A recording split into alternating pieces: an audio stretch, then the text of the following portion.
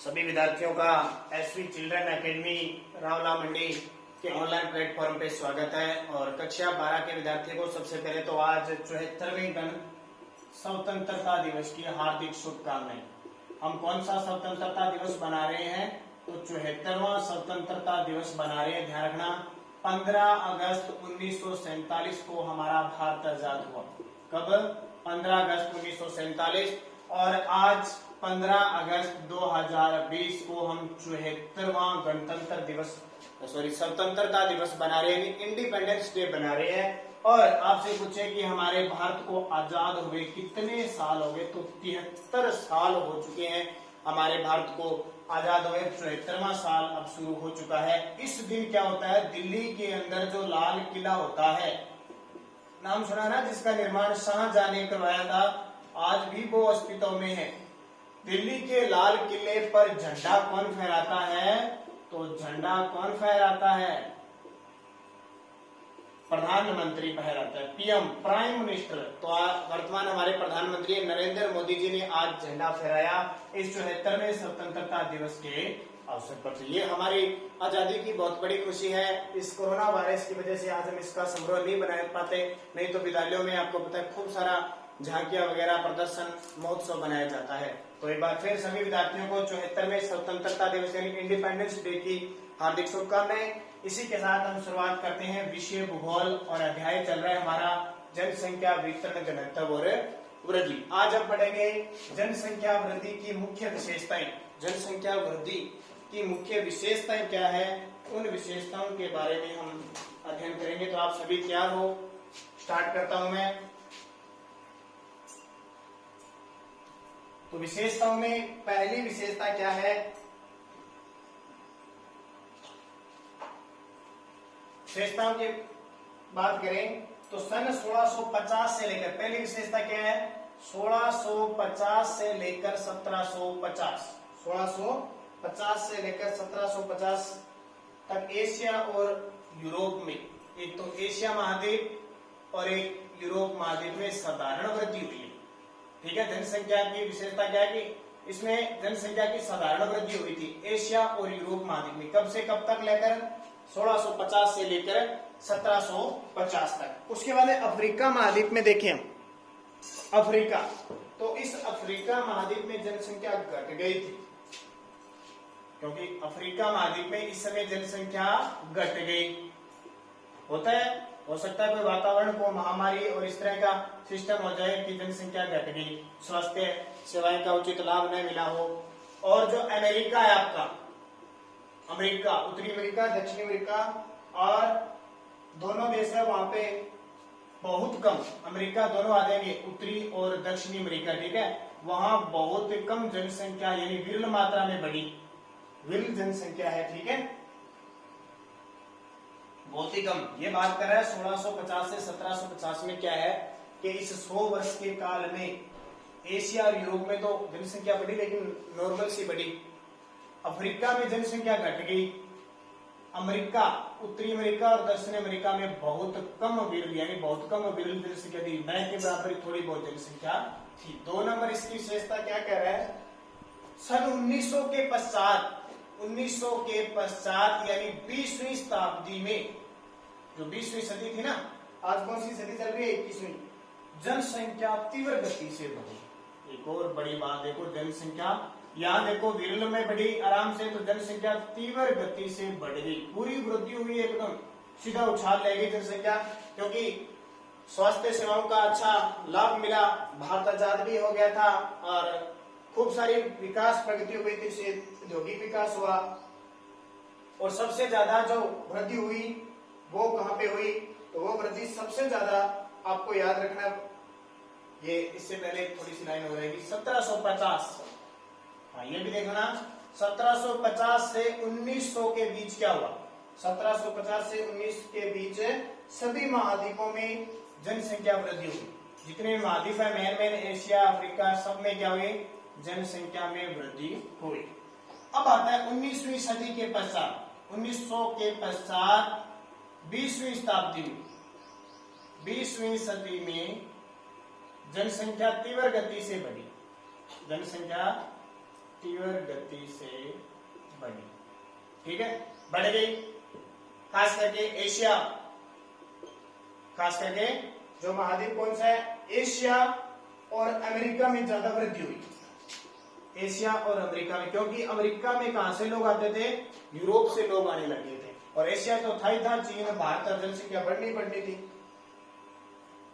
और क्या हुआ यहाँ पे, एशिया में तो 80 वर्षों में दुगनी हो गई। ठीक है, 80 वर्षों में दोगुनी हो गई एशिया के अंदर, और अमेरिका में है लगभग 4 गुनी हो गई। अमेरिका में 4 गुना बढ़ गई सीधी इन 80 वर्षों के काल में। लगभग क्या हुआ कि एशिया में 2 गुना और अमेरिका में 4 गुना जनसंख्या बढ़ गई।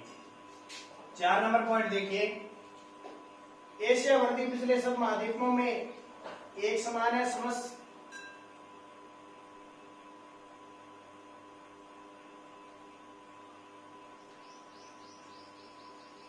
तो पिछले वर्षों में सभी महाद्वीपों में क्या जनसंख्या एक समान बढ़ी। महाद्वीपों में थोड़ा सा जनसंख्या क्या आंकड़े ज्यादा है, तो आंकड़े ज्यादा है तो थोड़ा सा हमने उसी हिसाब से बढ़ाना। महाद्वीपों में जनसंख्या एक समान बढ़ी, एक समान है बढ़ी। एशिया यूरोप में 3 शताब्दी पूर्व, एशिया यूरोप में 3 शताब्दी पूर्व, 3 शताब्दी पूर्व लगभग संसार की 3/4 यानी 3/4 जनसंख्या निवास करते थे एशिया और यूरोप में, और अब भी संसार की 3/4 निवास कर रही है। यानी 3 शताब्दी पूर्व भी 3/4 जनसंख्या संसार की एशिया और यूरोप में निवास कर रहे थे, और वर्तमान में भी यह 3/4 2 महाद्वीपों में निवास कर रही है। ठीक है, ये आपके 4 पॉइंट क्लियर है। 5वां पॉइंट देखिए, जनसंख्या वृद्धि की विशेषताएं, किस तरह बढ़ी, किस तरह घटी, कैसे वृद्धि हुई। तो 5 नंबर पॉइंट है उत्तरी अमेरिका। ठीक है, उत्तरी अमेरिका जो आज अमेरिका है ना, अमेरिका वो उत्तरी अमेरिका, वह दक्षिणी अमेरिका में, उत्तरी अमेरिका व दक्षिणी अमेरिका में जनसंख्या तीव्र गति से बढ़ी। जनसंख्या तीव्र गति से बढ़ी। मैंने आपको बता दिया क्यों, क्योंकि यूरोप के लोग इस अमेरिका में आने लगे, इस कारण जनसंख्या बढ़ गई थी खूब सारी, उसी कारण ये जनसंख्या बढ़ी थी। अब वृद्धि कितनी हुई, ठीक है, इस जनसंख्या में वृद्धि कितनी हुई, तो अमेरिका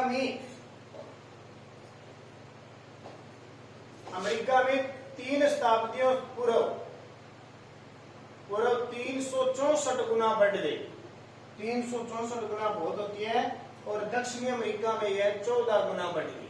दक्षिणी अमेरिका में 14 गुना बढ़ गई, और सबसे कम वृद्धि हुई है अफ्रीका महाद्वीप के अंदर। सबसे कम वृद्धि अफ्रीका में सिर्फ 3 गुना। ठीक है, पिछले 3 शताब्दियों से अमेरिका के अंदर तो 364 गुना वृद्धि हुई है, बहुत ज्यादा। मैंने आपको बता दिया, इस समय यूरोप के लोग 90% लोग अमेरिका आए थे, तो आते रहे इस कारण। और दक्षिण अमेरिका में 14 गुना बढ़ी, और सबसे कम वृद्धि कहां हुई, अफ्रीका में हुई। कितनी बढ़ी, 3 गुना। ठीक है, अब ये तो हो गया जनसंख्या वृद्धि की विशेषता। अब हम बात करते हैं जनसंख्या वृद्धि का समाधान क्या होगा।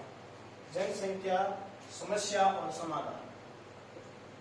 जनसंख्या समस्या व समाधान। समस्या क्या है और समाधान क्या है, तो आपको पता है दिन प्रतिदिन जनसंख्या तो बढ़ती जा रही है, नागरिक जनता बढ़ती जा रही है। अब ये एक समस्या भी है, लेकिन इसको समाधान के माध्यम से दूर भी किया जा सकता है। नंबर 1 देखो, इसका पॉइंट क्या है, अत्यंत तीव्र वृद्धि, अत्यंत तीव्र और भयावह वृद्धि। ठीक है, बहुत ज्यादा वृद्धि हो रही है वर्तमान में जनसंख्या, और अगर इसी तरह चलती रही तो 2040 तक 1400 करोड़ जनसंख्या हो जाएगी, यानी 14 अरब जनसंख्या हो जाएगी। बहुत बड़ा खतरा है। अब देखो, जनसंख्या बढ़ेगी तो समस्या क्या आएगी, जल की समस्या आएगी ना। भूमि की समस्या आएगी, भोजन की समस्या आएगी, रोजगार की समस्या आएगी, हर प्रकार की समस्या। एक मान लो कोई काम है, मान लो 5,000 रुपए आज भारत के अंदर 10 या कह सकते हैं 5 लोग बांट रहे हैं। 5,000 लोग को 5 लोग बांट रहे हैं, यानी एक को कितने आए, 1,000 रुपए। अगर यही कल को इस तरह की जनसंख्या बढ़ने से 20 लोग बांटेंगे तो क्या हालत हो जाएगी? 20 लोग बांटेंगे तो क्या हालत हो जाएगी? 250 रुपए आएंगे, इतनी गलती हालत हो जाएगी। ये ध्यान रखना कि 20 लोग तो है ना समस्या, इसका समाधान भी करना पड़ेगा, बड़े स्तर पे कामकाज भी करना पड़ेगा। तो ये आप ध्यान रखना 1400 करोड़ जनसंख्या हो जाएगी। नंबर 2 पॉइंट देखो, सीमित साधन। साधन भी हमारे पास सीमित साधन, सीमित संसाधन है। सीमित संसाधन का मतलब क्या हुआ? जिन प्राकृतिक संसाधनों का भरण पोषण होता है उनकी मात्रा निश्चित होती है। मान लो भरण पोषण की मात्रा निश्चित है। कैसे? कहीं से कोई खनिज निकल रहा है, मान लो कहीं से तांबा निकल रहा है, क्या जनसंख्या बढ़ने के साथ ये तांबा बढ़ जाएगा? नहीं बढ़ेगा ना।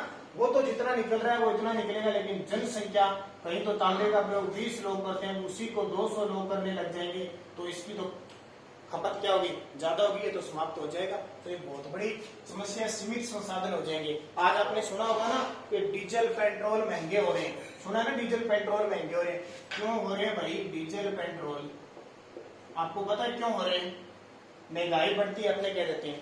एक गांव में पहले 5 ही गाड़ियां हुआ करती थी डीजल पेट्रोल से चलने वाली, 5 ही गाड़ियां।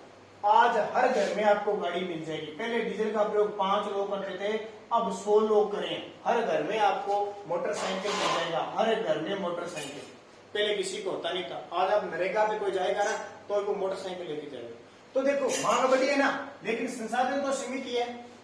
मांग बढ़ी है, पहले 2 लीटर डीजल का प्रयोग 5 गाड़ियां करती थी, अब 2 लीटर पेट्रोल 100 गाड़ियां करना चाहती है। तो ये आगे मांग क्या बढ़ेगी? तो वो ज्यादा देंगे, तो इसका मूल्य बढ़ा। वो सीमित संसाधन है। जनसंख्या वृद्धि सबसे बड़ी समस्या है, हर चीज की ध्यान रखना। 3 नंबर पॉइंट, वितरण संकेंद्रित। वितरण संकेंद्रित। अब मैंने ये बताया था कि कहीं तो ऐसा सिस्टम है कि 90% क्षेत्रफल पर 10% की जनसंख्या रहती है, कहीं ऐसा स्थिति है कि 10% क्षेत्र पर 90% जनसंख्या रह रही है, कहीं 85% क्षेत्रफल 15 रह रही है। इस तरह ये वितरण संकेंद्रित नहीं है, कहीं तो ज्यादा लोग रह रहे हैं और कहीं बहुत ही कम रह रहे हैं। तो वो क्या वितरण संकेंद्रित नहीं है, क्योंकि 90% 70% भाग पे तो जल ही है, बाकी जितना 29 यानी 70% के आसपास, तो 29% भाग पे रहते हैं। ये भी एक बहुत बड़ी समस्या है, तो इसको भी पढ़ लेना। 4 नंबर, बिना बसे भूभाग में निराशा। बिना बसे भूभाग में निराशा। अब ये क्या चीज है? देखो क्या समस्या है ये। तो पृथ्वी पर बिना बसे भूभाग का क्षेत्रफल लगभग मैंने आपको बता दिया 70-71% है। 70 से 71%, यानी वहां पे कोई नहीं रहता, लोग रहते नहीं। समस्या है ना, लोग सारे 29% भाग पे रहते हैं, वो भी कहीं तो फिर बर्फबारी है, बहुत सारी बर्फ है, कहीं मरुस्थल है, कहीं बाढ़ वगैरह की स्थिति है, कहीं भूकंप की स्थिति है, वहां पे लोग नहीं। तो बहुत ऐसा बड़ा क्षेत्र है जहाँ पे लोग नहीं रहते। ठीक है, तो ये है। और प्राकृतिक और मानवीय प्रतिबंध, 5 नंबर पॉइंट है, प्राकृतिक व मानवीय प्रतिबंध। ये भी देखो बहुत बड़ी बात है कि बहुत सारी चीजों पर मानवीय प्रतिबंध लगा हुआ है। जब किसी प्रदेश की जनसंख्या को वहां के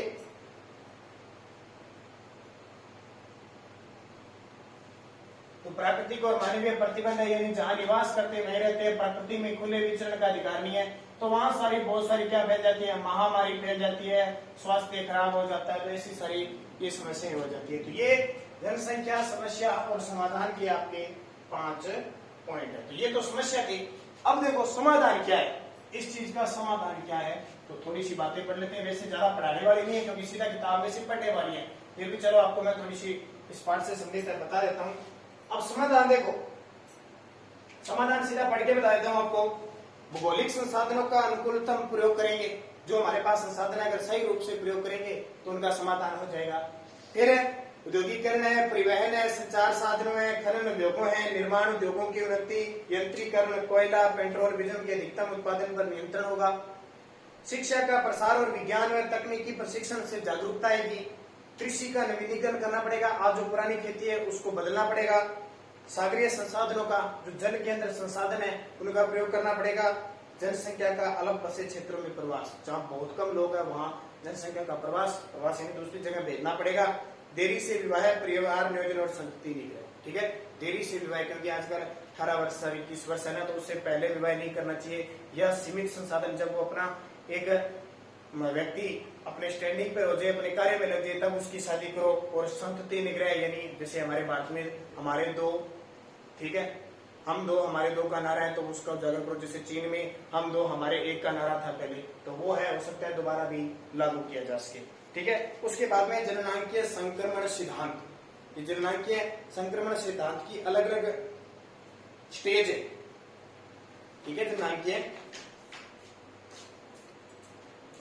अब जननांकीय संक्रमण की बातें आपको बताता हूं कि है क्या।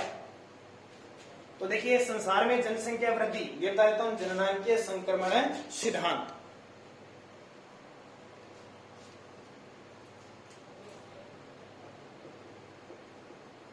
जननांकीय संक्रमण सिद्धांत, आज मैं कुछ चीजें बताता हूं आपको, उस हिसाब से इसको पढ़ना है। देखो 4 पॉइंट दिए हुए, 5 अवस्थाएं हैं इसकी टोटल। इस संक्रमण सिद्धांत की 5 अवस्थाएं हैं, वो याद रखना। कौन कौन सी? नंबर 1 देखो, उच्च जन्म दर, उच्च मृत्यु दर, उच्च जन्म दर और उच्च मृत्यु दर, ठीक है। उच्च जन्म दर होती है और उच्च मृत्यु दर होती है। नंबर 2, उच्च जन्म दर, उच्च जन्म दर और मृत्यु दर, उच्च जन्म दर, उच्च मृत्यु दर, लेकिन उच्च परंतु गिरती हुई, उच्च परंतु गिरती हुई, ठीक है। उच्च जन्म दर, उच्च मृत्यु दर भी है, लेकिन फिर भी क्या गिरती हुई है, यानी गिरावट के रूप में है। उच्च जन्म दर, उच्च जन्म दर और मध्यम मृत्यु दर, ठीक है, पूरी भी नहीं है लेकिन मध्यम मृत्यु दर आ गई यहाँ पे। फिर 4 नंबर क्या कहता है? मध्यम जन्म दर, अब मध्यम हो गई है जन्म दर, मध्यम जन्म दर और निम्न मृत्यु दर, निम्न मृत्यु दर। 5 नंबर देखो, 5वीं अवस्था, निम्न जन्म दर आ गया और निम्न जन्म दर और निम्न मृत्यु दर, ये अवस्थाएं हैं जननांकीय संक्रमण। देखो, उच्च जन्म दर है तो उच्च मृत्यु दर है, उच्च जन्म दर है तो मृत्यु दर भी उच्च है लेकिन परंतु गिरती हुई है। उच्च जन्म दर है और मध्यम मृत्यु दर है, मध्यम जन्म दर है, निम्न मृत्यु दर है, और निम्न जन्म दर है तो निम्न मृत्यु। 5 अवस्थाओं का ये संक्रमण सिद्धांत है। अलग अलग अवस्थाओं में ये बदले जाते हैं, इसके अलग अलग विशेषक है। बाकी करके रेखा चित्र में जो अवस्थाएं हैं उनके बारे में जानकारी प्राप्त करें।